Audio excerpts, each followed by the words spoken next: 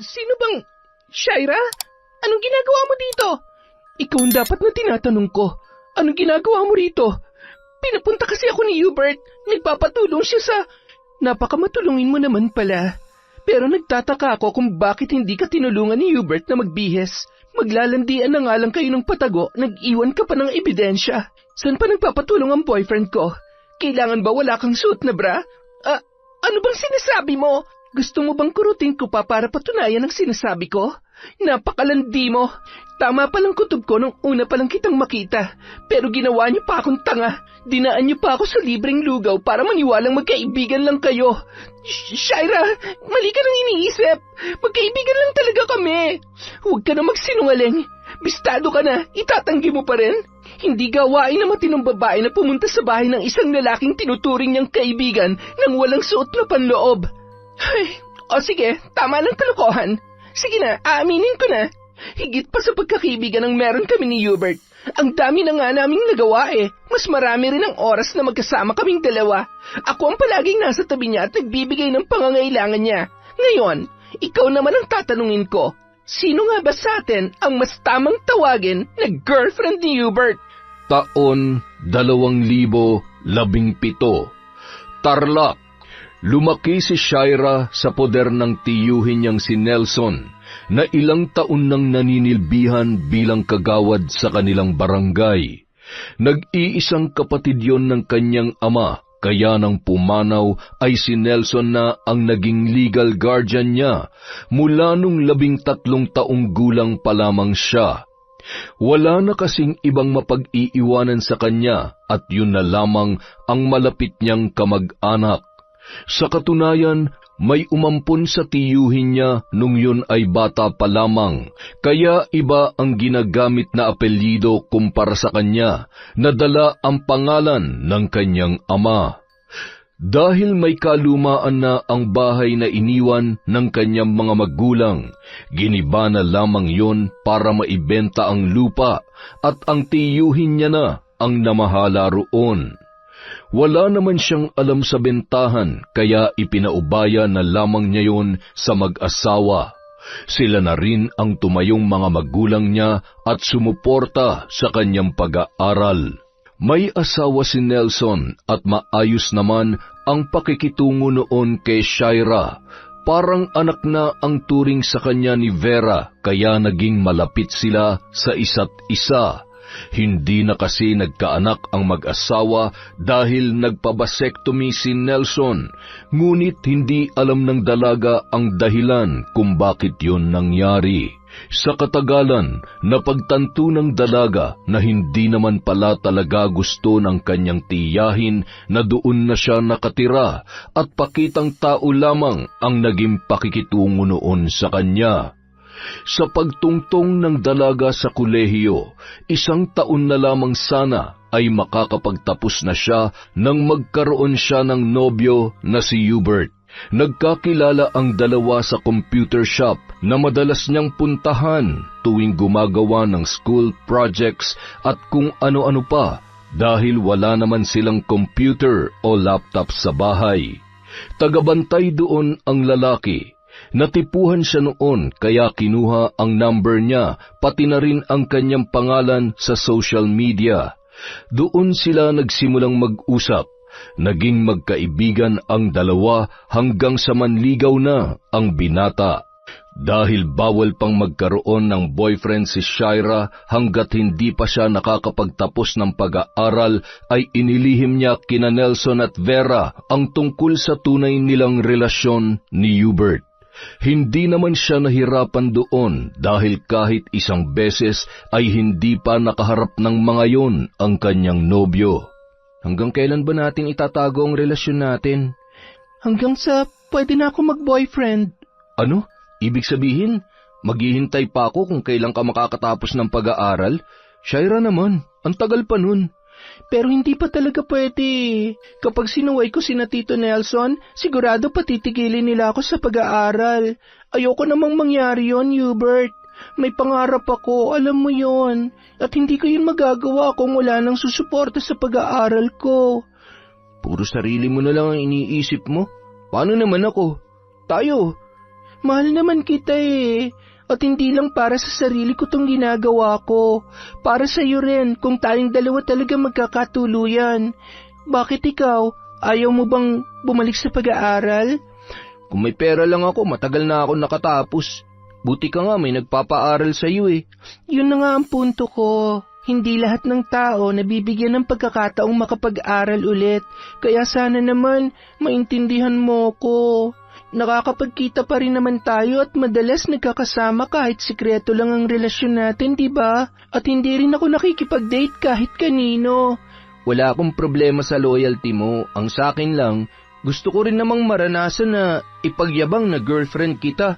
Yung hindi ako matatakot na mag-picture kasama ka tapos ipopost sa social media. Naiintindihan ko naman na matagal mo nang gustong gawin yon. Ako rin naman eh. Gustong-gusto kong i-flex na may boyfriend na ako para hindi namang ulit yung mga kakilala ko na gustong manligaw sa akin. Pero konting tiis pa, please. Darating din tayo dyan, okay? Ay, ano pa nga ba? Wala naman ako magagawa kundi pagbigyan ka sa hinihiling mo. Pero sana, pagbigyan mo rin ako sa hihilingin ko sa'yo. Hindi akalain ni Shaira na hihilingin sa kanya ng nobyong si Hubert na may mangyari sa kanila nung araw na yun. Dahil sa pagmamahal ng dalaga ay hindi niya tinanggihan ang kahilingan ng lalaki. Nagpaubaya siya para hindi na sila magkaroon pa ng problema. Akala ni Shaira ay mas lalong titibay ang relasyon nila ni Hubert mula nang ibigay niya ang sarili sa lalaki.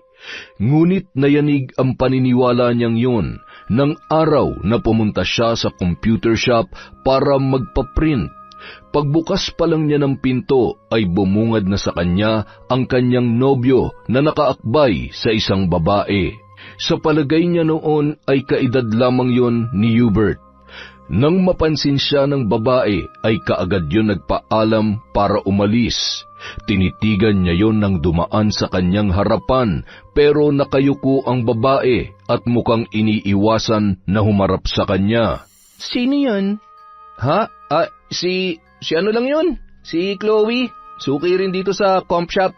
Mukhang close na close kayo ah. Bakit tinaakbayan mo siya? Wala yun. Ikaw naman nagsiselos ka kaagad.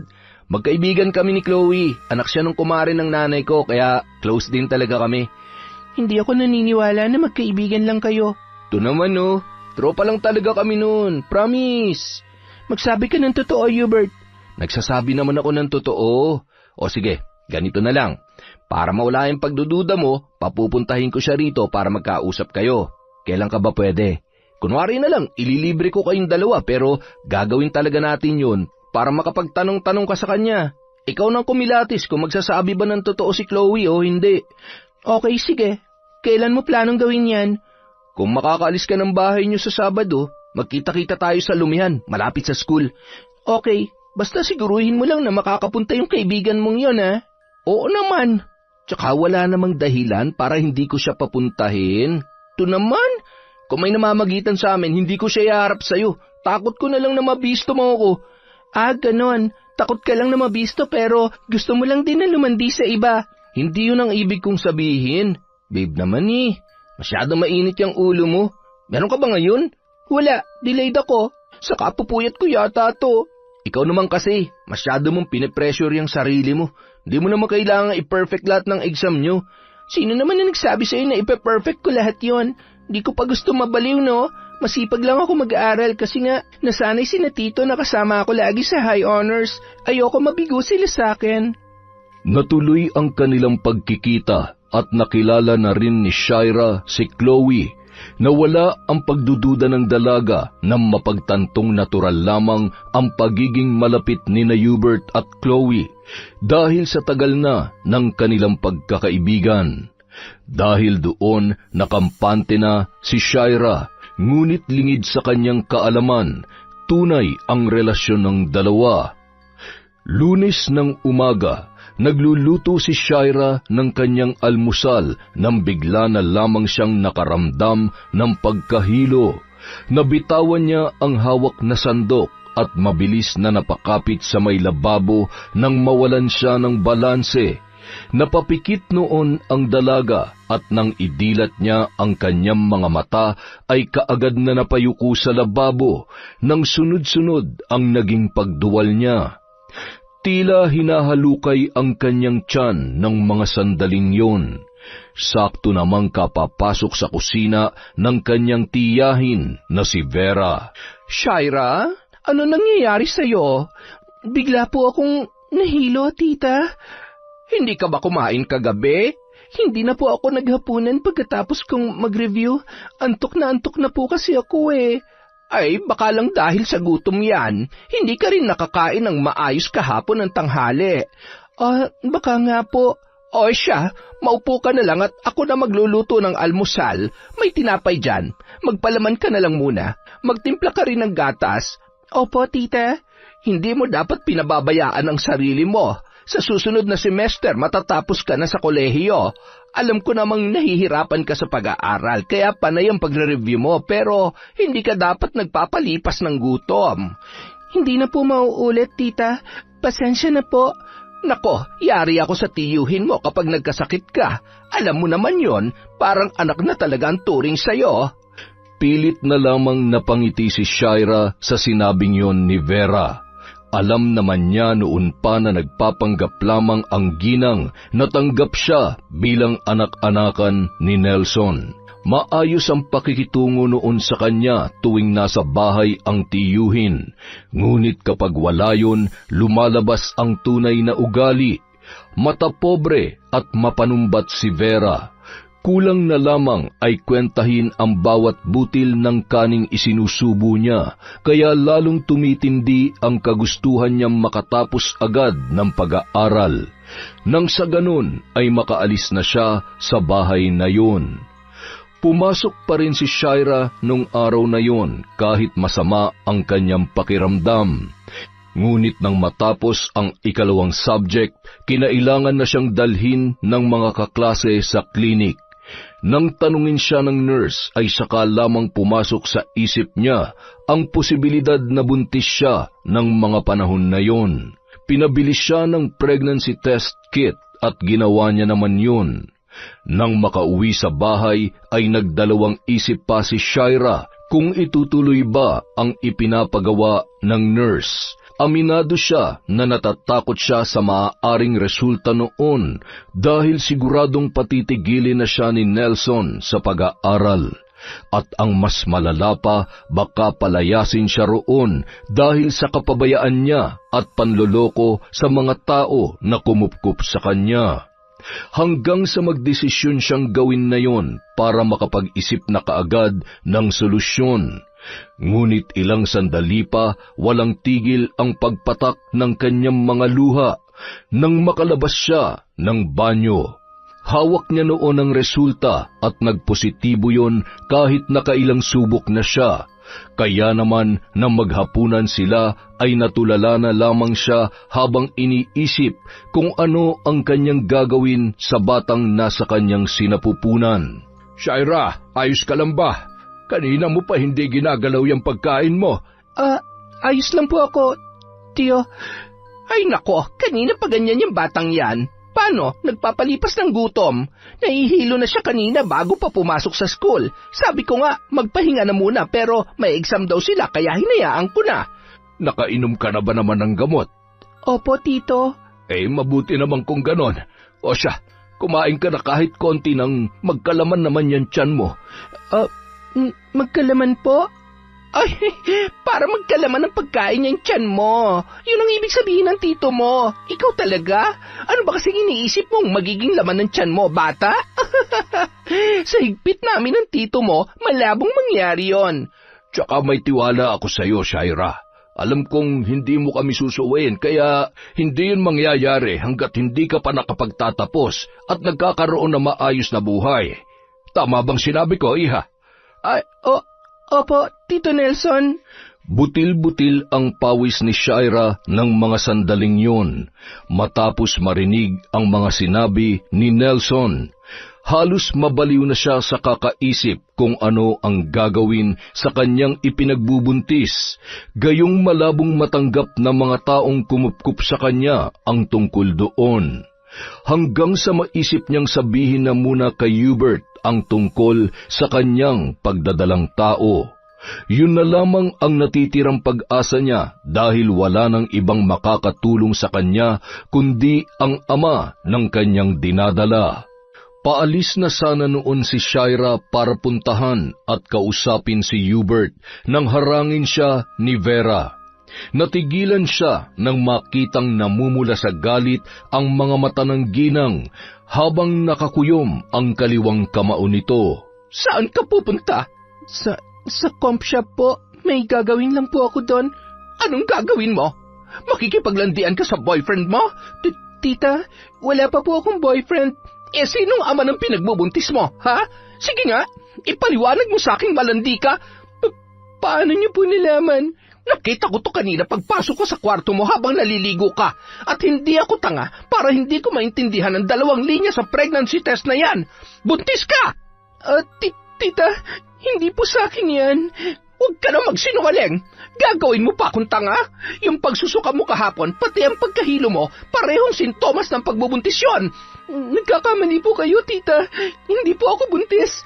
Masama lang talagang pakiramdam ko kahapon, kaya kung talagang hindi ka buntis, sumama ka sa akin ngayon. Sa kabila ng pagtutol ay wala nang nagawa pa si Shira nang halos kalad ka rin na siya ng tiyahin papunta sa isang klinik. Pinatingnan siya ni Vera sa isang OB-GYN at doon nakumpirma ang kanyang pagdadalang tao. Hindi na mabilang ng dalaga kung ilang sampal ang natanggap niya mula sa ginang pagkauwi nila ng bahay. Galit na galit yon at hindi matanggap ang kanyang nagawa. Wala kang utang na loob. Pagkatapos ka namin kupkupin, lolokohin mo lang kami ng ganito. Buong akala ko, nagpapakatino ka talaga pero palihim ka na palang lumalanding babae ka. Tita, sorry po. Hindi ko naman po talaga sana ililihim sa inyo ang tungkol dito eh.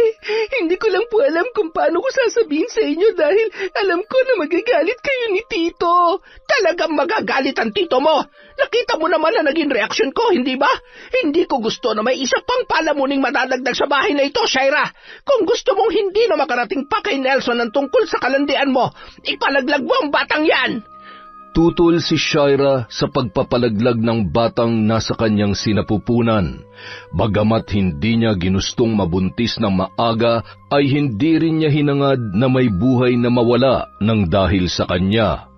Para sa dalaga, walang kasalanan ang batang yon at hindi dapat magdusa, kapalit ng kanyang kapabayaan.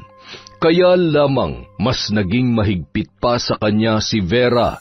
Inurasan na ng ginang ang kanyang uwi at hindi na rin pinapalabas ng bahay kapag tapos na ang kanyang klase.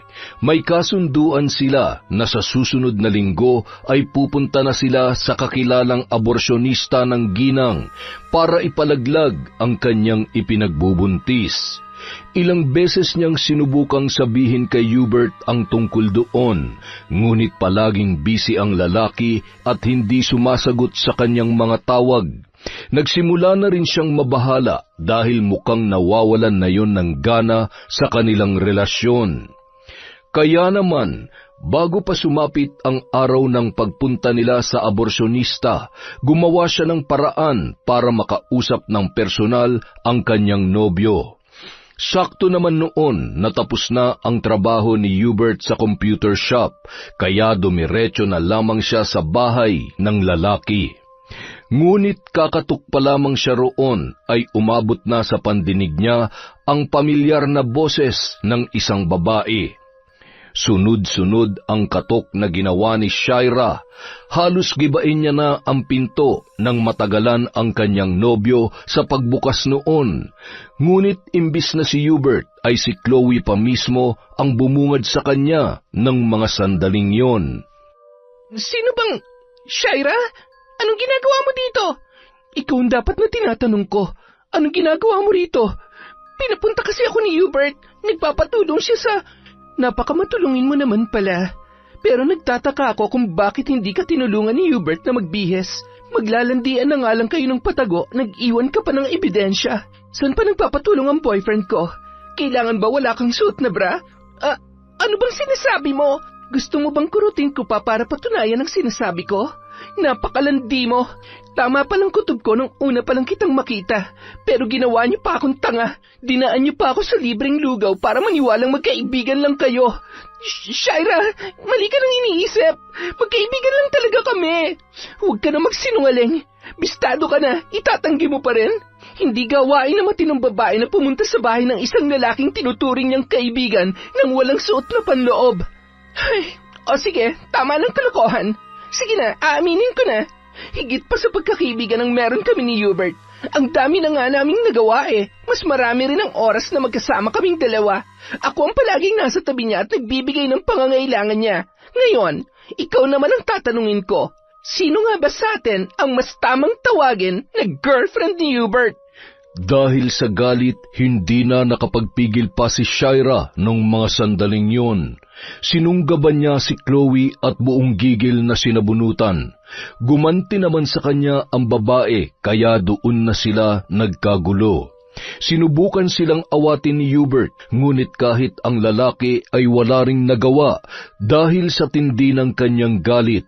Sa hindi inaasahang pagkakataon ay dinugo si Shaira at agad siyang dinala sa ospital. Doon na nalaman ni Hubert ang tungkol sa kanyang pagbubuntis, ngunit imbis na damayan at bantayan ay mabilis na umalis ang kanyang kasintahan. Dumating naman sa ospital ang tiyuhin niyang si Nelson. Gulat na gulat yon nang malamang siya ay nagdadalang tao.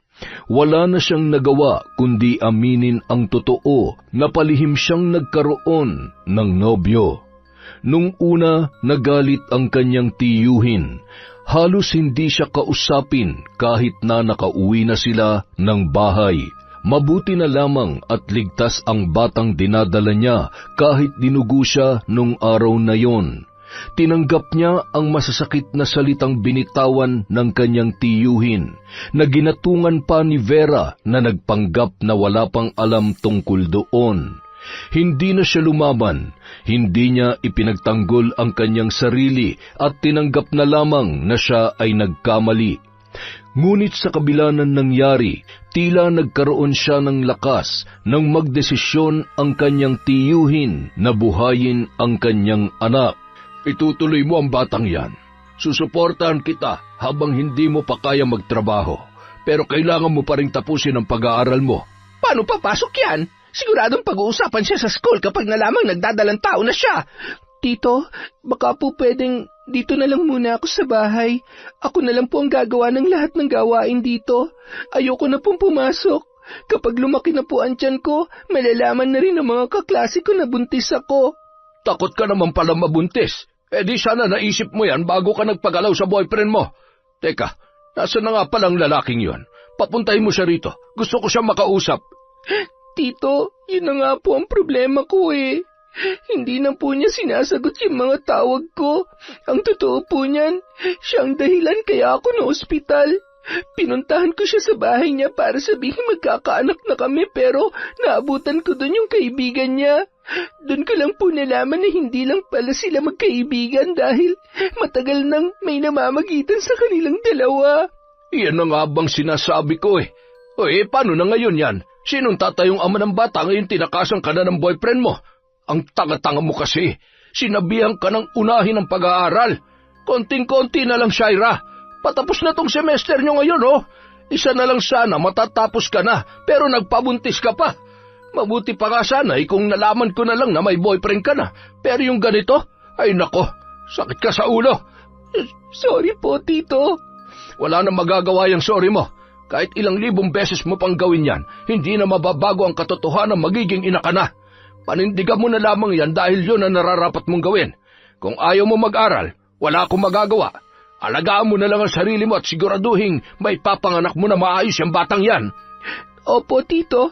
Sisiguruhin ko pong malusog ang bata at kapag nakapanganak na po ako, maghahanap na po ako ng trabaho para hindi kami maging pabigat sa inyo.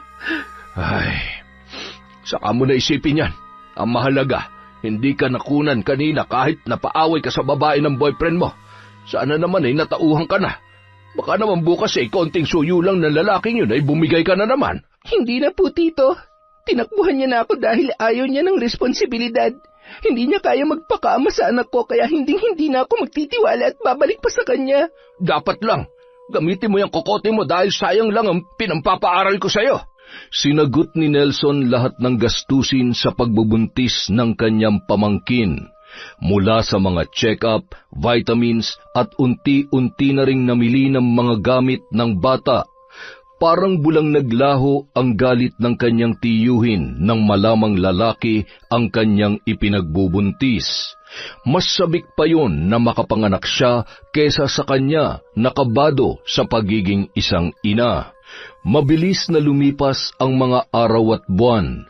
Malapit nang manganak si Shaira pero hanggang sa pagkakataong yun ay ramdam pa rin niya na hindi tanggap ni Vera ang batang nasa kanyang sinapupunan. Walang araw na hindi ipinaramdam ng ginang na sampid lamang sila sa bahay na yun.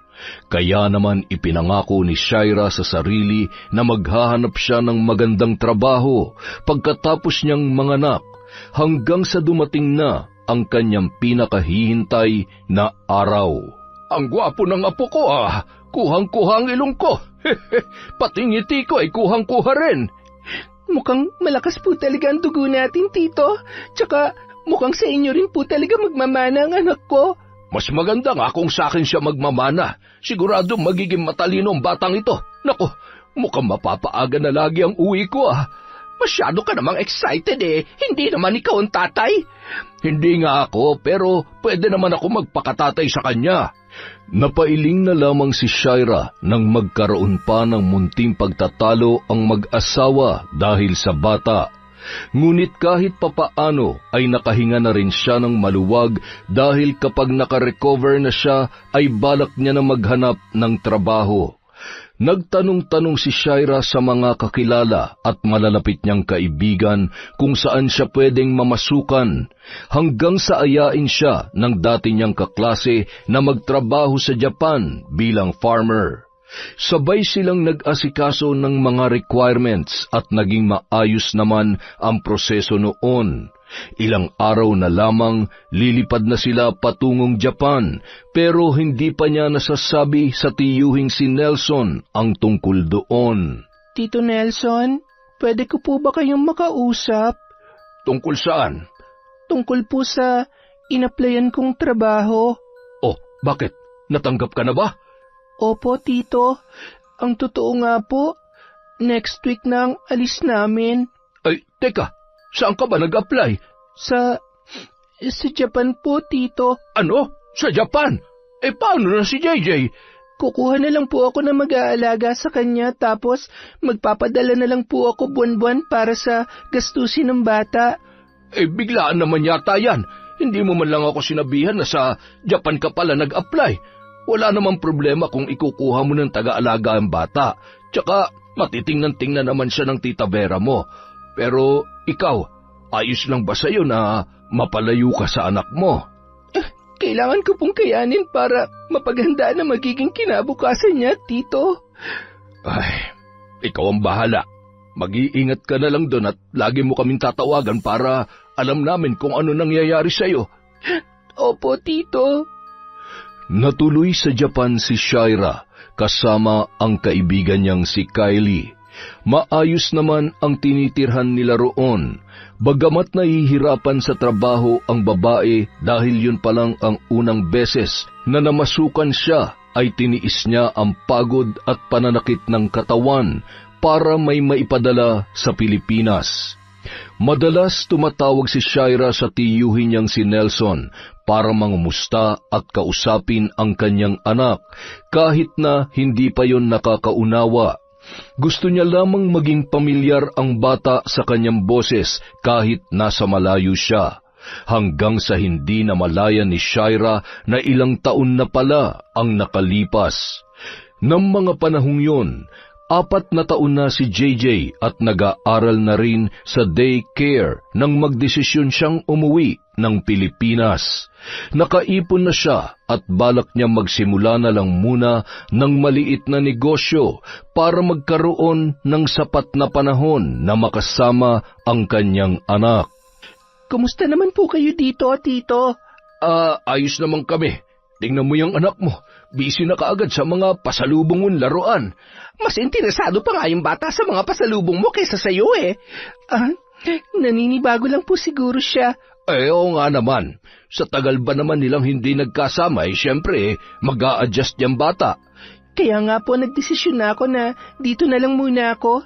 Hindi na po muna ako babalik sa Japan. Ha? Akala ko ba'y nag-iipon ka? May konting ipon na po ako. Magnenegosyo na lang po ako habang nandito para mas matagal kong makasama si JJ. Ano naman ang inenegosyo mo kung sakali? Nako, kung magtitindahan ka rito, halos wala ka rin kikitain. Kaliwat kanan ng mga tindahan dito. Oo nga, mas maganda pa kung babalik ka na lang sa Japan. Si tita talaga, parang ayaw niyo ako dito. Huwag mo nang pansinin yung tita mo. Ay nako, hindi naman yun ang intensyon niya. Mas maganda kasi ang pasahod sa Japan at mas mapaghahandaan mo ang pag-aaral ni JJ kung doon ka nagtatrabaho. Babalik pa rin naman po ako pero sa ngayon, gusto ko muna makasama ng matagal si JJ. Baka kasi pag tumagal pa, hindi na ako makilala ng anak ko eh. Sanay na si Shaira na iba ang pakikitungo sa kanya ni Vera at ipinaparamdam sa kanya na hindi siya gusto ng ginang. Ngunit ang kanyang ipinagtataka ay kung bakit pakiramdam niya hindi na rin gusto ni Nelson na naroon siya sa bahay ng mag-asawa. Inobserbahan niya ang dalawa sa ilang araw na pananatili niya roon at doon niya unti-unting naunawaan kung bakit ganon ang naging pakikitungo sa kanya ng kanyang tiyo Nelson. Tuwing inaasikaso niya si JJ para pakainin o paliguan, palaging nakikialam sina Nelson at Vera. Nung una, naunawaan niya yun, dahil yun pa lamang ang unang beses na papaliguan niya ang anak matapos ang ilang taong pagkakawalay nila. Pero ng mga sumunod na araw, palagi na siyang inuunahan na mag-asawa na parabang ayaw na siyang palapitin sa bata. Hanggang isang araw, may napansin si Shaira sa gamit ng kanyang anak. Inisa-isa niya ang mga notebook at papel ng bata, ngunit pare-pareho ang apelyidong nakikita niya at hindi yon ang ipinarehistro niya noon. Dahil naguguluhan sa nangyari, nagdesisyon siya na kausapin na lamang ang tiyuhing si Nelson. Tito, may itatanong po sana ako sa inyo. Ano yon? Pinalitan niyo po ba yung apelido ni JJ? Nung tinuturuan ko kasi siyang magsulat ng pangalan naisip kong ipasulat sa kanya yung apelido ko. Alam mo naman hindi ko naranasang magkaanak, hindi ba? Yun ay dahil wala akong kakayahan. Baug ako, Shaira. Nung nakita kong apelido ko na ginamit ng bata, abay, napakasarap pala sa pakiramdam. Pero hindi niya pwedeng makasanayan yon, Tito. Nakita ko lahat ng activities niya sa school at apelyido niyo nakalagay. Sabihin niyo sa akin ng totoo. Kung mapalitan man ang apelyido ni JJ, ano naman na masama ron? Pamilya pa rin naman tayo, hindi ba? Tsaka ako pa rin naman ang ituturing na ama ni JJ dahil sa amin siya lumaki. Tito, anak ko po si JJ. Kaya apelyido namin ang gagamitin niya. Bakit kailangan yung baguhin? Ay, kumalma ka. Apelido lamang naman yun. Hindi naman namin aangkinin si JJ. Tito naman, kung apelido niyong ginagamit niya, ibig sabihin, inaampun niyo na siya. Hindi yun pwede. Kami naman na nagpalaki sa kanya. Anong masama ron? Pagkatapos mong manganak, nawala ka naman na agad. Dahil kailangan ko po magtrabaho, Tito, para masuportahan ko ang bata. Tapos ano, iniwan mo na lamang na parang kuting ang anak mo? Pwede ka naman magtrabaho malapit Tito, sinabi ko naman po sa inyo noon ng dahilan, hindi ba? Kailangan ko ng trabahong malaki-laki ang sweldo para mapaghandaan ko ang pag-aaral ni JJ. Saka sinabi ko rin sa inyo noon na ikukuha ko siya ng tagapag-alaga pero nagpumilit kayo na kayo na lang ni tita mag-aalaga sa kanya. Pero bakit ngayon parang ginagamit niyo yun sa akin para mawalan ako ng karapatan sa anak ko? Hindi kita tinatanggalan ng karapatan sa anak mo. Ikaw pa rin naman ang nanay niya. At kayo ang ama? Tito naman, Hindi niyo po ba naisip na napakakomplikado ng ginawa ninyo? Hindi niyo pwedeng basta-basta nalang palitan ng apelyido ng anak ko, lalo na kung walang permiso ko. Kaya pasensya na po kayo. Hindi ako papayag na mapalitan ng apelyido niya. Lalong tumindi ang galit ni Shaira nang malaman niyang hindi lang pala pagpapalit ng apelyido ang ginawa ng kanyang tiyuhin, dahil ang nakalagay na magulang ng bata ay sina Nelson at Vera. Nagtanong-tanong siya sa mga kakilala kung ano ang hakbang na maaari niyang gawin para sa kanyang problema dahil maraming koneksyon si Nelson. Isa pa sa naging problema niya ay nung binalak niya nang umalis sa bahay na yon kasama ang bata. Saan mo dadalhin si JJ? Aalis na kami ng anak ko dito, tita. May matutuluyan na kami mag-ina. Pasensya na, tita, pero hindi ko kaya makasama kayo sa iisang bubong habang pinamumukha niyo sa akin na wala akong karapatan sa anak ko. Ipaglalaban kong pagiging ina ko sa kanya. Para namang napakabuti mong ina dyan sa mga pinagsasasabi mo, ha? Inabandona mo nga yung bata? Hindi ako perpektong ina pero hindi ko siya inabandona. Kaya nga ako nagsakripisyo magtrabaho sa malayo para sa kinabukasan niya eh. Pero anong ginawa niyo? Ipinagkait niyo sa akin ang pagiging ina kay JJ. Huwag ka nga mayabang. Ngayon ka lang naman naging ganyang katapang na parang kayang-kaya mo na maging ina dahil may pera ka na. Pero nung walang-wala ka pa, iniwan mo rin naman ang anak mo. Ipinagkatiwala ko lang siya sa inyo. Hindi ko siya iniwan para pabayaan. Ganon din yon. Kung nagawa mo siyang iwan sa ibang tao, kapabayaan pa rin maituturing ang ginawa mo. Ngayon ka pa magpapakananay kung kailan malaki na yung bata? Sa amin na siya ni Nelson. Anong akala niyo sa anak ko, tuta? Hindi siya nahihingi at hindi ko rin siya ipinamimigay. Kung ipipilit niyo yung gusto niyo, magkita-kita na lang tayo sa korte. Wala nang nagawa pa sina Nelson at Vera nang umalis siya sa bahay na mag-asawa at lumipat na lamang sa inuupahan niyang apartment. Kumuha na lang siya ng kasambahay para may mag-aasikaso ng ibang gawain at mapag-iiwan sa anak niya habang abala siya sa pag-aasikaso ng problemang sinimulan ng kanyang tiyuhin. Samantala, kung inaakala ni Shaira na ayos na sa mag-asawang Nelson at Vera ang pagbawi niya sa bata, taliwas naman yon sa tunay na nangyari nang lisanin nila ang bahay ng kanyang tiyuhin. Halos magwala sa galit ang lalaki nang mapagtantong wala na roon ang batang si JJ. Buisit, hindi ako papayag na mapalayo sa akin ang batang yon. Anak na ang turing ko sa kanya. Bakit naman hinayaan mo basta na lang kunin ng babaeng yon ang anak natin? Pwede ba, Nelson? Sisisihin mo pa talaga ako sa nangyari? Ginawa ko naman ang lahat para pigilan sila mag-ina. Pero alam mo sa sarili mo kung sino mas may karapatan sa bata. At hindi tayo yon. Anong ibig mo sabihin, ha? Na tinatanggap mo na lang na mawawala na sa atin si JJ? Nelson naman, napamahal na sa akin ang batang yon, kaya bakit ko naman gugustuhin mawala siya sa poder natin at mapunta sa buwisit mong pamangkin? Hindi ako papayag na hindi natin siya mabawi. Paano nga? Ano bang laban mo Illegal naman ang ginawa mong pagpapalit ng apelyido ng bata. Tuturuan ko ng leksyon si Shaira.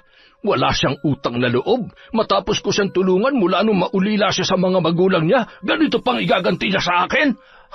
Tama yan, na mabawasan naman ang kayabangan ng pamangkin mo. Nagkapera lang kala mo kung sino ng mataas ang narating sa buhay. Alam mo ba kung saan sila nangungupahan ngayon? Hindi, pero madali na lang malaman yan. Tanungin mo yung driver ng tricycle na sinakyan nila nung naghakot sila ng gamit.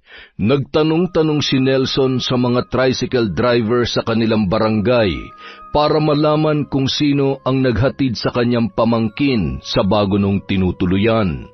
At hindi naman siya nabigo nang mapagtantong kumpare pa niya ang driver ng nasakyan ni Shaira. Pinuntahan niya ang address ng tinitirhan ng kanyang pamangkin para makita ang bata. Makukuha rin kita, anak. Hintayin mo lamang si Papa. Nung araw ding yun, nagtungo si Nelson sa kaibigan ng kumpare niya na kailan niya lamang nalaman na isa palang mambabarang. Kung titingnan kasi ang lalaki ay parang ordinaryong tao lang din, tulad nila na nakikipag-inuman, sumasama sa kung saan-saan at minsan ay tumatambay pa sa sugalan. Ngunit nang minsan silang magkainuman, nabanggit yon ng kanyang kumpare. Hindi pa siya naniwala nung una dahil sa pagkakaalam niya ang mga mambabarang ay babae lamang. Kaya naman naisipan niyang itanong ang address noon para malapitan niya kapag dumating ang panahon na kakailanganin niya ang tulong ng lalaki. Nang makausap niya ang mambabarang na si Abuel, nagbigay siya ng ilan sa mga naiwang gamit ni Shaira para gamitin ng lalaki sa pagsasalin ng sumpa sa pamamagitan ng ritual. Labag man sa kalooban niyang gawin yon, ay wala na siyang mapagpipilian pa dahil hindi niya gustong malayo sa kanya ang bata na itinuring niya na bilang sariling anak. Kapag nagkasakit ang kanyang pamangkin at nawalan na ng kakayahang mag-alaga, ay madali na lamang niya yung makukuha at hindi na makakatanggi pa sa kanya si Shaira. Kinabukasan, habang nag-aasikaso ng mga pinamiling damit ng anak na si JJ, ay bigla na lamang napahinto sa ginagawa si Shaira nang maramdaman ang pagkirot ng kanyang ulo. Kaagad siyang napaupo at napahawak sa upuan nang maramdaman niyang tila susubsob na ang kanyang muka sa sahig. Nag-leave ang kasambahay niya nung araw na yon, kaya silang mag-ina lamang ang naiwan doon. Bigla siyang kinabahan nang maramdamang mas tumitindi pa ang pagkirot ng kanyang ulo sa paglipas ng mga oras. Dahil walang mapag-iwanan kay JJ, ay isinama na lamang ni Shaira ang bata nang magpatingin siya sa doktor. Ipinaliwanag niya ang pananakit ng kanyang ulo at ang tila pamamaga ng kanyang mga paa. Matapos maresetahan ng gamot, ay umuwi na rin siya sa pag-aakalang bubuti na ang kanyang pakiramdam.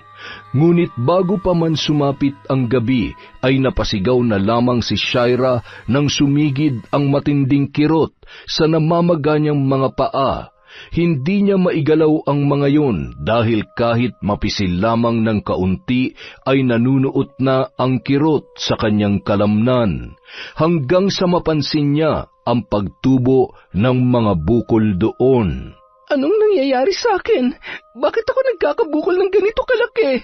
Nang sumapit ang hating gabi, hindi na nagawang makatulog ni Shaira nang magsabay-sabay ang pananakit ng kanyang mga paa at kanyang ulo.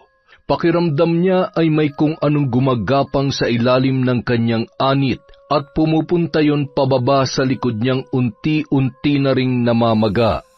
Nang kapain niya yon, ay naramdaman niya ang mga umbok. Nanlumo si Shaira dahil sa nangyayari sa kanyang katawan. Kinabukasan, nangyari na ang kanyang kinatatakutan. Napuno ng malalaking bukol ang kanyang katawan na parang dinapuan siya ng malalang sakit. At ang hindi pa maunawaan ng dalaga ay kung bakit tila may maliit na bagay na gumagapang sa ilalim ng kanyang balat.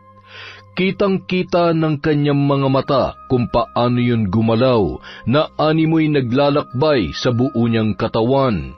At pagkatapos, babalik sa kung saan yun nanggaling. Nanlamig ang buo niyang katawan nang mapagtanto kung gaano na kalala ang pamamaga ng kanyang mga paa. Naging doble na yon sa normal na laki at ang mga bukol na tumubo doon ay tila parang nabubulok ng sugat. Ano nangyayari sa akin? Kakatubo lang ng mga bukol sa mga paa ko kahapon na. Tsaka bakit mabilis mabulok ang mga sugat ko? Diyos ko! Ano po bang nangyayari sa akin? Sa hindi inaasahang pagkakataon, nagkaroon pa ng emergency sa pamilya ng kasambahay ni Shaira na si Gracia, kaya tumagal pa na wala silang kasama ng kanyang anak. Bagamat hirap ng makalakad, ay pinilit pa rin kumilos ng dalaga para asikasuhin ang bata. Panay na rin ang tanong noon kung ano ang nangyayari sa kanya. May pagkakataon pa na natatakot na rin sa itsura niya si JJ, kaya kapag tapos na niya yung asikasuhin ay nagkukulong na lamang muna siya sa kanyang silid. Hindi niya magawang lumabas ng bahay sa ganoong kalagayan dahil baka pagtawanan siya o di kaya naman ay kaawaan. Nang tingnan niya ang sarili sa salamin, malayong malayo na ang itsura niya sa dati makinis na balat na alagang-alaga. Bahagya na ring tumaba ang magkabila niyang pisngi dahil sa pamamaga noon. Makalipas pa ang isang araw, tuluyan nang nalugmok si Shaira nang pumutok lahat ng bukol niya sa katawan at naging malalaking sugat.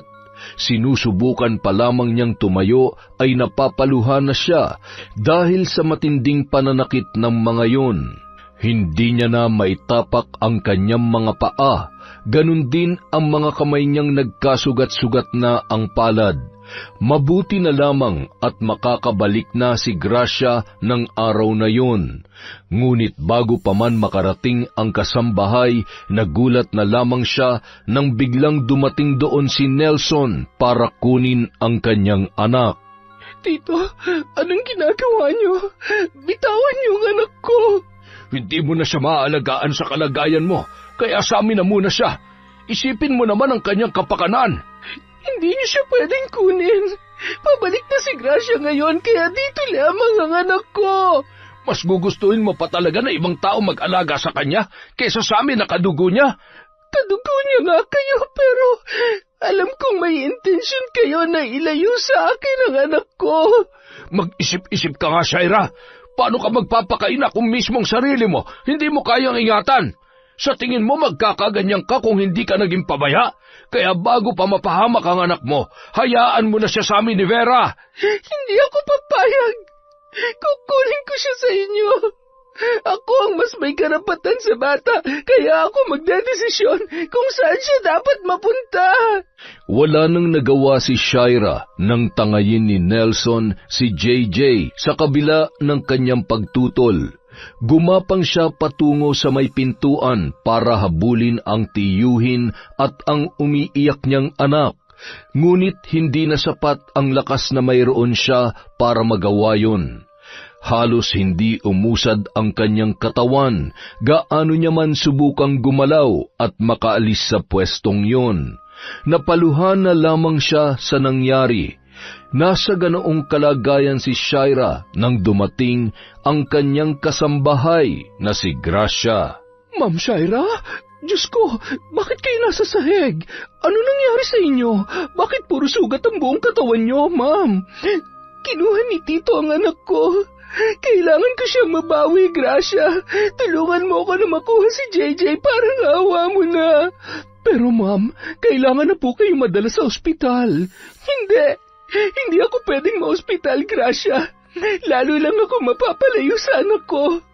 Walang kasiguran kung kailan ako makakalabas, kaya huwag mo akong dadalhin doon. Tumawag ka ng kahit anong masasakyan natin. May pupuntahan tayo. Oh, sige po, ma'am. Sinamahan si Shaira ng kanyang kasambahay patungo sa bahay ni Nelson. Ngunit laking gulat niya nang pagdating doon ay wala na ang kanyang tiyuhin. Nakakandado na ang gate at mukhang wala ring tao doon. Nagtanong-tanong si Gracia sa mga kapitbahay kung saan pumunta ang kanyang tiyuhin at si Vera, pero walang nakakaalam sa mga yon. Sigurado ka bang natanong mo lahat ng malalapit nilang kapitbahay? Opo, ma'am. Wala raw talaga silang alam. Nakita na lang daw nila yung tito nyo na umalis kanina at may dalang mga gamit. Nagmamadali pa nga raw po eh. Ano? Ibig sabihin, sinadya nilang kunin ang anak ko para itakas? Hindi pwede. Hindi ito pwede, Gracia. Kailangan ko makita ang anak ko. Kailangan ko siya mabawi kay Tito. Please, tulungan mo ako. Nagmamakaawa ako sa iyo. Tulungan mo akong mahanap siya. Hindi ko na alam ang gagawin ko kapag tuluyang napalayo sa akin si JJ. Ma'am, gusto ko po kayong tulungan, lalo na't napalapit na rin sa akin si JJ, pero hindi ko naman po kilala ang tiyuhin niyo kaya wala akong ideya kung saan sila nagpunta. Kayo, ma'am, baka may kakilala pa kayo na pwede niyong pagtanungan. Wala akong kilalang kaibigan ni Tito Nelson, pero makakapagtanong-tanong pa tayo. Hindi tayo uuwi hanggat... Gracia! Ang sakit ng tiyan ko! Sobrang sakit! Ma'am, mukhang kailangan ko na po kayong dalhin sa ospital. Huwag na po kayong tumanggi. Kailangan yung gumaling para mahanap si JJ. Sa kabila ng pagdadalawang isip, ay pumayag na rin si Shaira na magpadala sa ospital. Ngunit kahit ilang doktor na ang tumingin sa kanya, ay tanging pansamantalang lunas lamang ang kayang ibigay ng mga yon para hindi niya maramdaman ang matinding pananakit ng katawan, dulot ng mga nabubulok niyang sugat. Kulang na lamang ay saktan niya ang mga nurse na naglilinis ng mga yon tuwing dumadampi ang mga gamit na panlinis. Sa kasamaang palad, kahit inabot na si Shaira ng halos 3 oras sa ospital, ay wala pa ring nangyayari.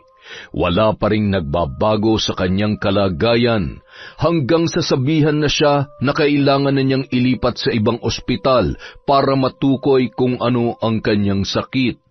Hindi raw kasi yun kaya ng mga doktor sa ospital na pinagdalhan sa kanya ni Gracia.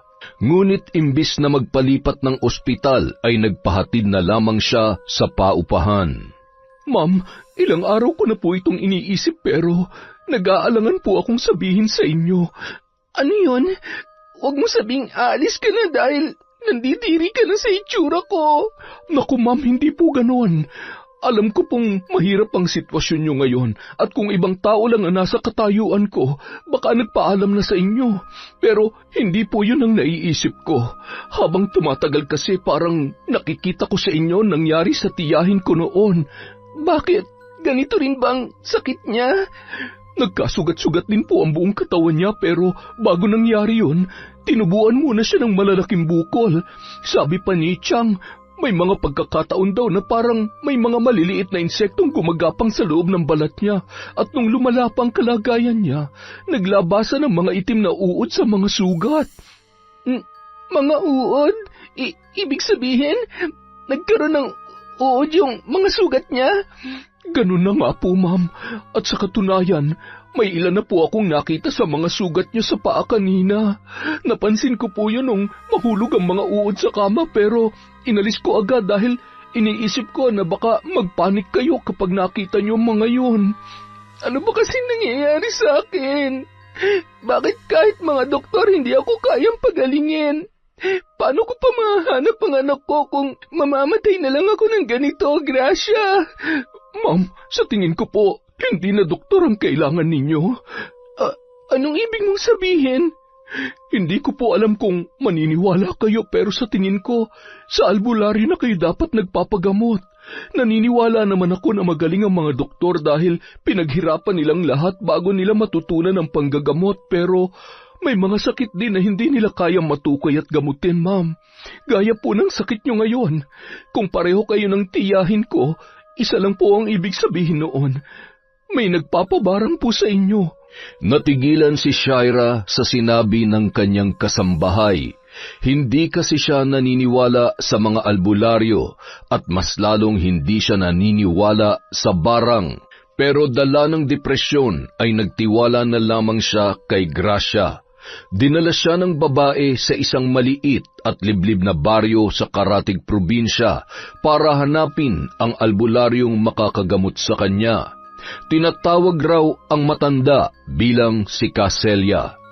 May usap-usapan na galing yon sa kinatatakutang pamilya ng mambabarang sa lugar na yon, kaya wala ni isa sa mga residente roon ang sumubok na galitin o kalabanin ang matanda.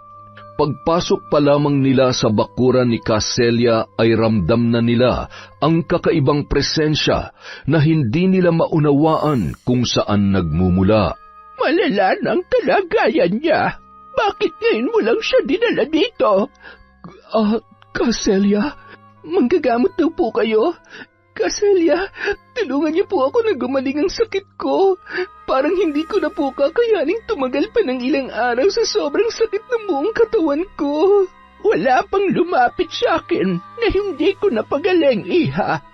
Isa pa, may mga pumunta na rin dito noon na pareho sa kalagayan mo, kaya matutulungan kita. Talaga po? Ma'am, magagamot ka na rin sa wakas. Sa ngayon, tanging ang magpapagamot lamang ang maaaring pumasok sa kubo ko. Sa labas ka na lamang maghintay, iha. Gaya ng sinabi ni Caselia, si Shaira lamang ang pinapasok sa kubo kung saan niya ginagamot ang mga humihingi ng tulong sa kanya. Sinindihan niya ang mga itim na kandila at hinayaang mapuno ng usok ang buong silid. Hindi yun ordinaryong kandila dahil gawa yun sa iba't ibang sangkap na may orasyon. Nanlaki ang mga mata ni Shaira nang makitang nagtatalunan ang mga uod palabas sa kanyang mga sugat na parabang naiirita sa usok na bumabalot sa buong silid. Huwag kang matakot. Normal lang na lumabas ang mga uod na yan mula sa mga sugat mo dahil may gamot ang usok na nagmumula sa mga kandilang sinindihan ko. Gagaling na po ba ako pagkatapos nito? Hindi agad-agad, iha. Kailangan ko pang malaman kung paano yan nangyari sa'yo at kung sino ang nagpapabarang sa'yo. Kung ganon, totoo nga po na may nagpapabarang sa akin? Oo, pero huwag kang mag-alala dahil nararamdaman kong wala namang balak ang taong yon na bawian ka ng buhay. Gusto ko lamang niyang pahirapan dahil sa isang tao na nais niyang makapiling.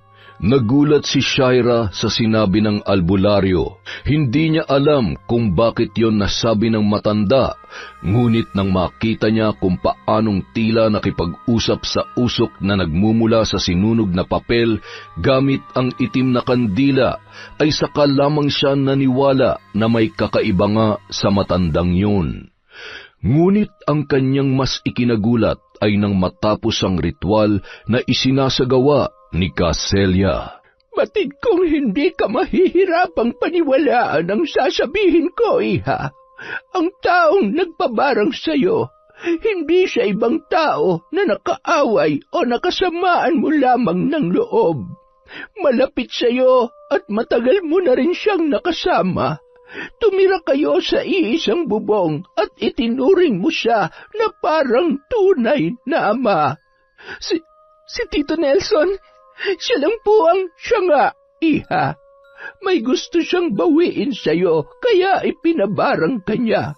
Gusto kanyang pahirapan hanggang sa malugmok ka at magkaroon siya ng pagkakataong makuha ang taong mahalaga sa'yo. Ang anak ko! Ginawa niya to sa akin para makuha niyang anak ko, Caselia. Ganoon na nga.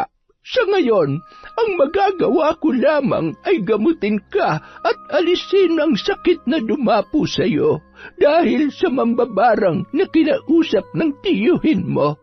Pero wala akong maitutulong kung paano mo mahanap ang anak mo na inilayo sa iyo. Ayos lang po, Caselia.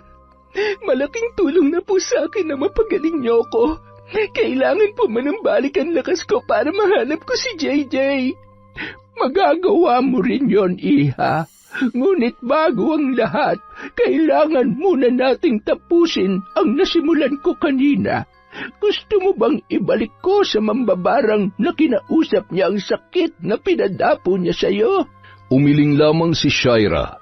Hindi niya gustong pahirapan ang mambabarang na kinausap ng kanyang tiyuhin dahil hindi naman yon gagawin ng taong yon kung hindi ipinagawa ni Nelson. Ang taong nais niyang makaranas ng parehong paghihirap ay walang iba kundi ang kanyang tiyo. Kung ganon, gusto mong ibalik ko ang barang sa tiyuhin mo?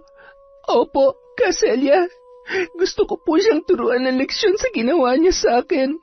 Ako po may karapatan sa anak ko kaya hindi niya po pwedeng kunin sa akin si JJ. Hindi ko naman po sana ipagdadamot sa kanila yung bata kung hindi lang nila ako niloko. Naiintindihan kita, iha. Hindi ako nandito para husgahan ang dahilan kung bakit ka umabot sa ganyang desisyon. Kaya sige, gagawin ko ang gusto mong mangyari. Ano po bang magiging kapalit noon kung sakali? ang buhay mo. Po? Nagbibiro lamang ako. Wala akong hihilingin kapalit sa panggagamot ko, pero maaari kang magbigay ng donasyon para sa mga batang tinutulungan ko rito sa barangay. Binibilhan ko sila ng mga gamit sa eskwelahan at minsan naman ay namimigay ako ng pagkain. Pero kung wala kang maibibigay, wala rin namang problema sa akin.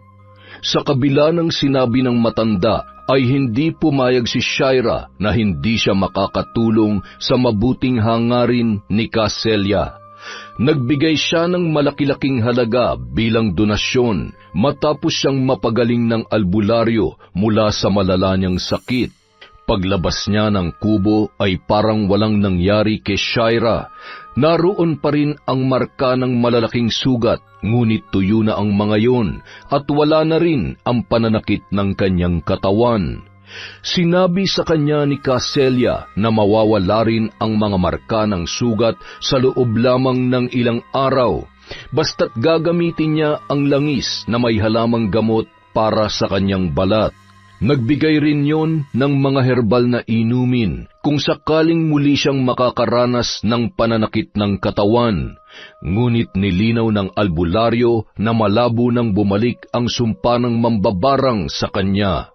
Tinanggap niya rin ang pangontrang ginawa ni Aling Celia para sa kulam, barang at usog ng ordinaryong tao at mga kakatwang nilalang. Nang tuluyan ng bumuti ang kanyang pakiramdam ay hindi na nag-aksaya pa ng panahon si Shaira.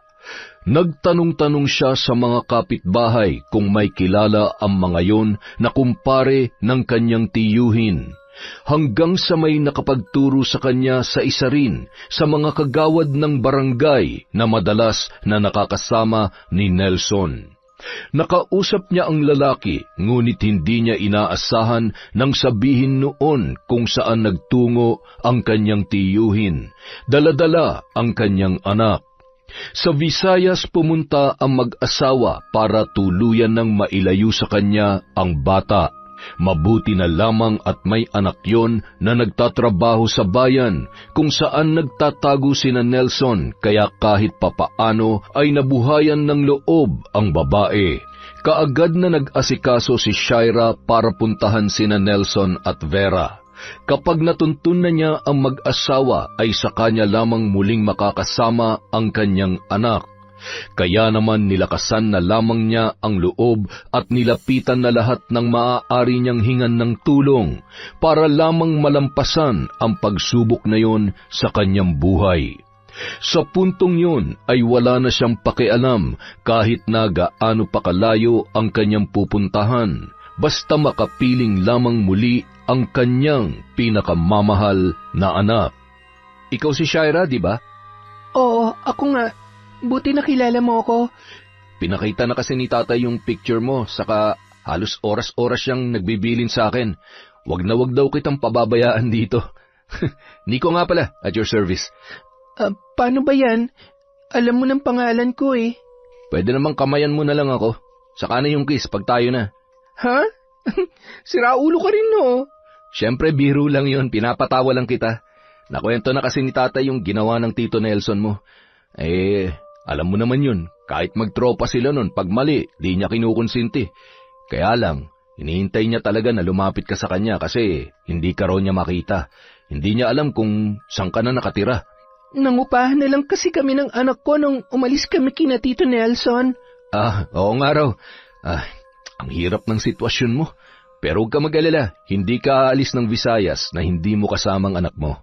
Tutulungan kita sa abot ng makakaya ko. Pwede mo rin akong jowain bago ka umuwi. Medyo batak na rin kasi ako pagdating sa LDR eh.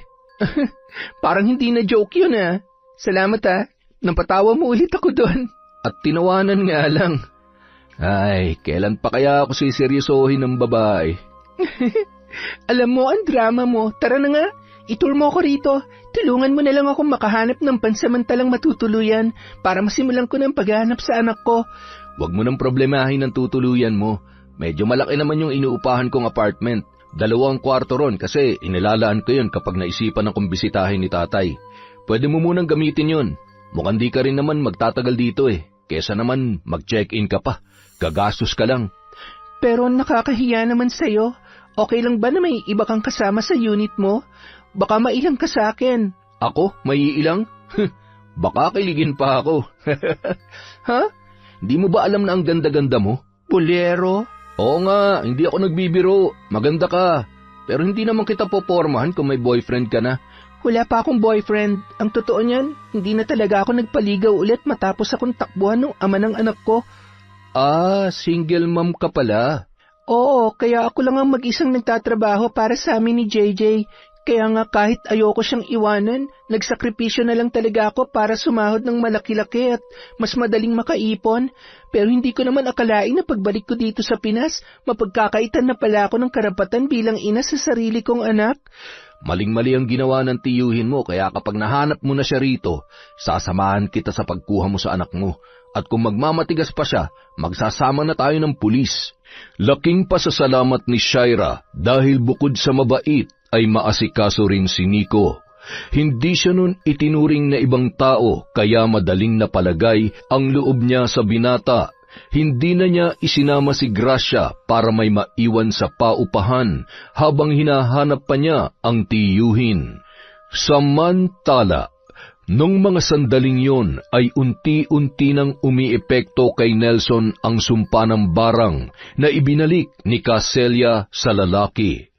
Doble ng naranasan ni Shaira na paghihirap ang mararanasan noon dahil sa kahilingan ng dalaga kaya mas mabilis natatalab ang sumpa.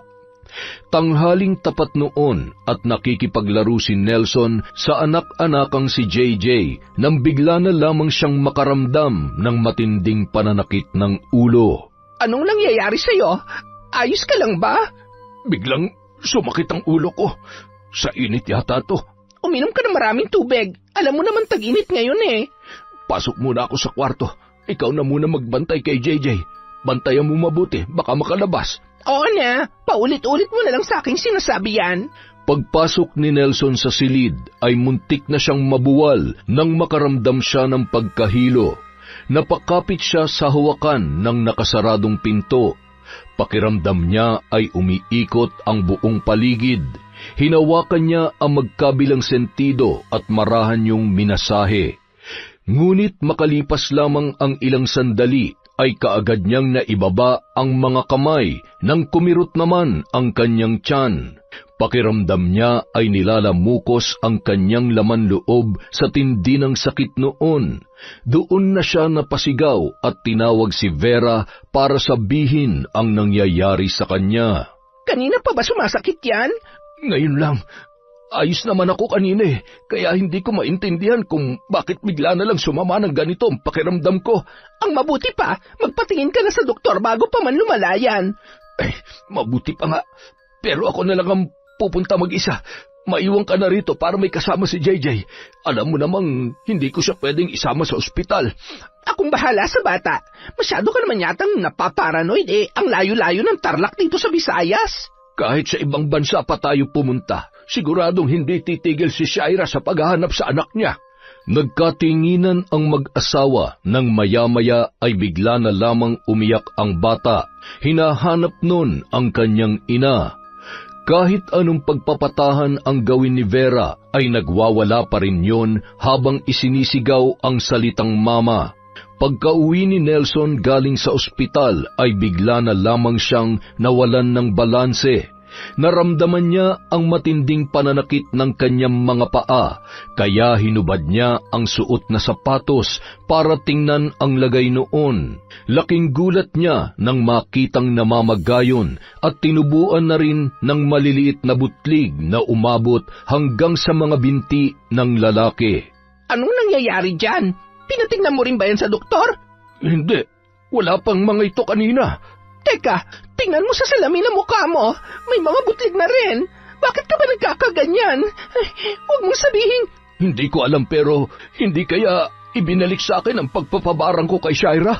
Kailangan ko makahanap ng albularyo dito. Aray ko. Baka naman allergy lang yan. Huwag ka muna mag-isip ng kung ano-ano. Magpahinga ka na lang muna. Kapag lumalayan bukas, bumalik na lang tayo sa doktor. Hindi mo naiintindihan eh. Mabilis lang kumalat sa katawan ko ang sakit kung may bumabarang sa akin. Pwedeng bukas, hindi na ako makatayo sa higaan dahil pinabayaan ko na lamang mangyari to. Pero alanganing oras na para maghanap pa ako ng albularyo. Kung kaya mo pang tiisin, bukas na bukas din, maghahanap ako ng albularyo dito. Dahil doble ng pagpapahirap kay Shaira ang sakit na pinadapo kay Nelson, oras pa lamang ang lumilipas ay tuluyan ng namaga ang buong katawan ng lalaki.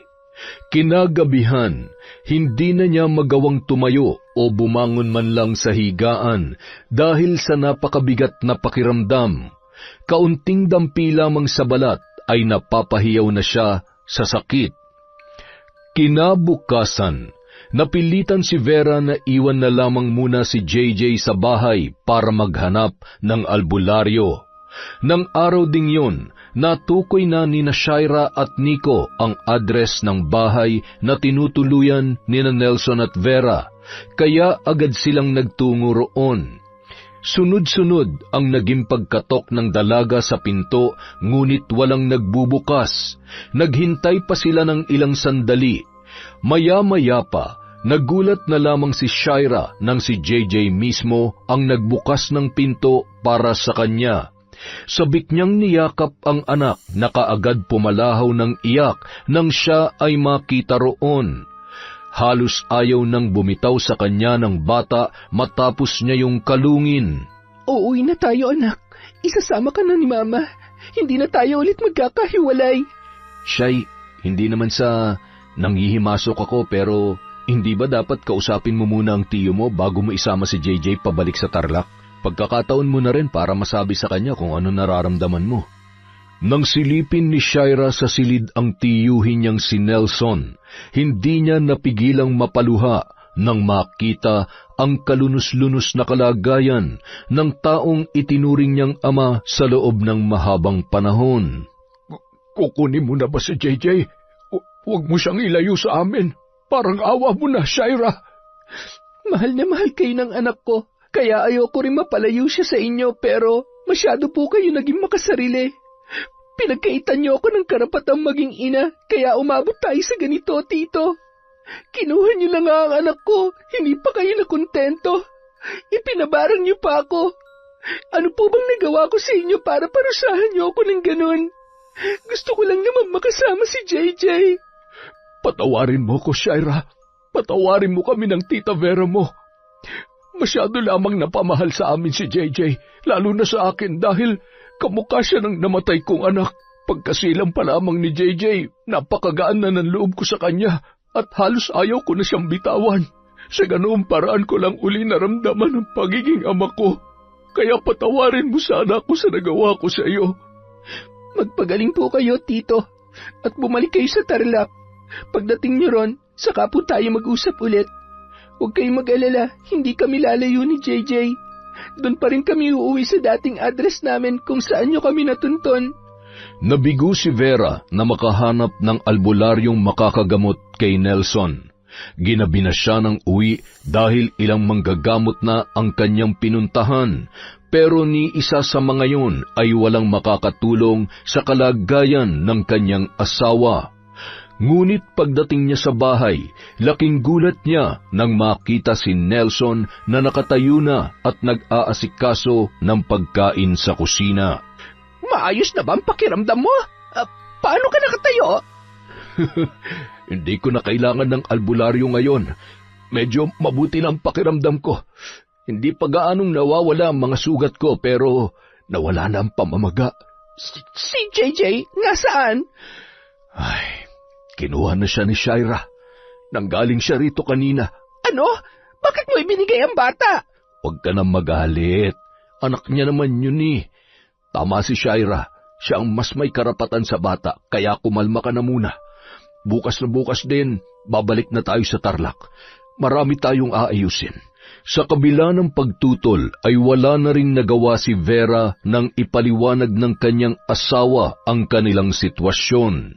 Sinabi na rin sa kanya ni Nelson na nakahingi na yon ng tawad kay Shaira at gusto nang makipag-ayos sa kanyang pamangkin para matapos na ang gulo sa kanilang pagitan. Kaya naman, Kinabukasan din ay bumiyahe na sila pabalik sa Tarlac para harapin ang iniwan nilang problema.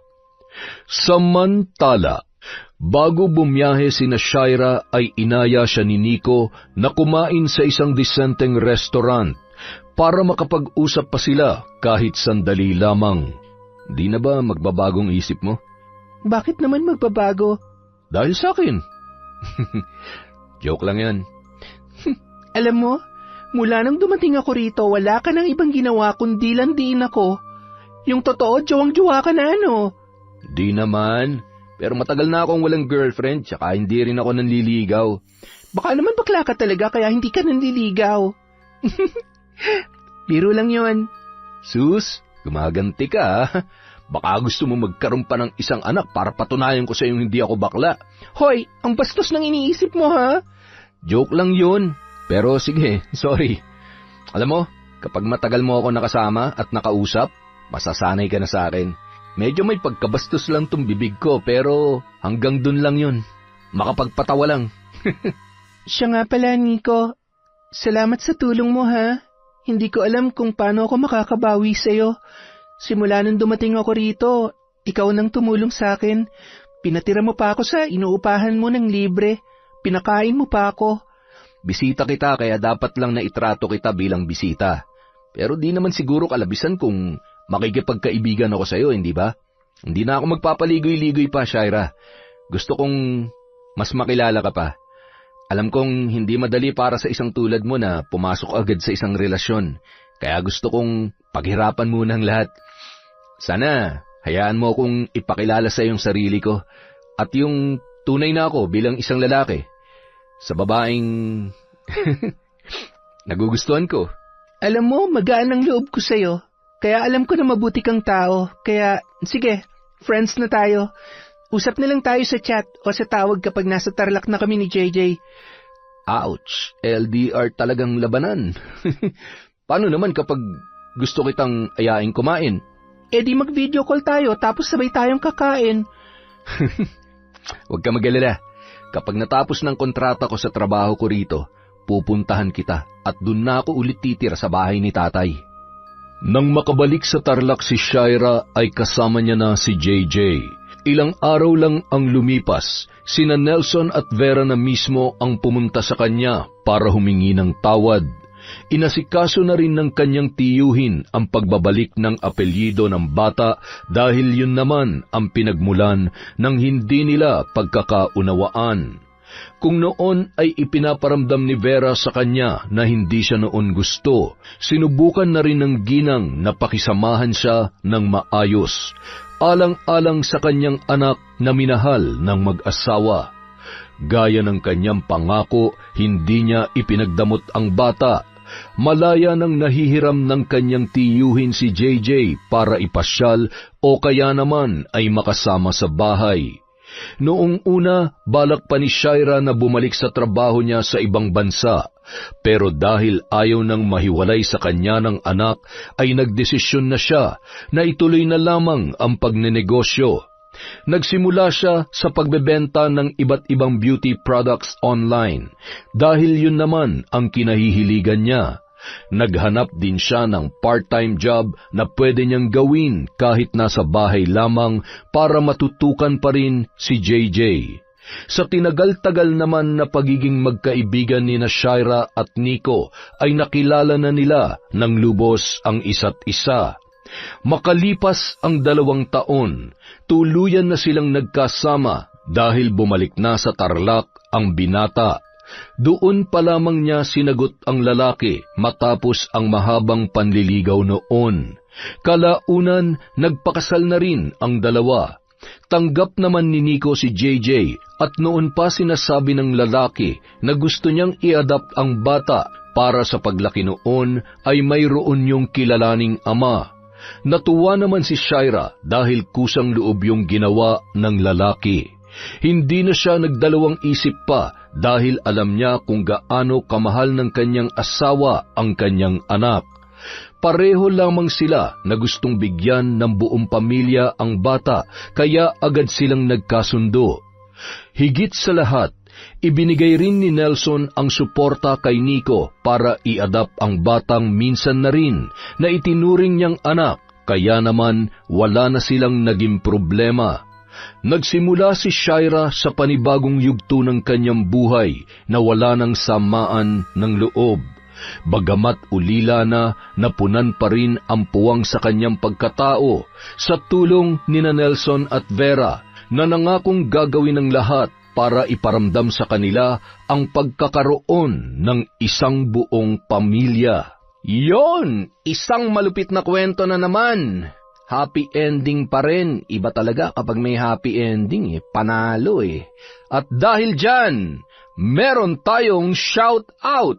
Simulan natin kay Maria Cecilia Aquin, kay Jason Lumbang, kay Desiree De Los Santos, kay Celestina Siguya, kay Robert Crimen, hello po kay Kat Burglar Cutie, hi kay Beth Mercado, shout out po kay Kata Leja Soto, kay Betty Velasco, kay Chris Alcantara, hi kay Agripina Balza, Honey Austria, Mystery Channel, kay Charlene Gumansing, hello po kay Gemma, kay D. Jonah Angelica, hi din po kay MD Lintejas, kay Mercy Grace Shooting, kay Lalisa Cutie, hello po kay Cynthia Mortensen, hi kay Vilma Bautista, kay Elizabeth Hardenil, kay Janice Zemato, hi po kay Christy Gaitan, shout out din po kay Chat Advincula, kay Vicky Abut, kay Cherry Mukbang ASMR,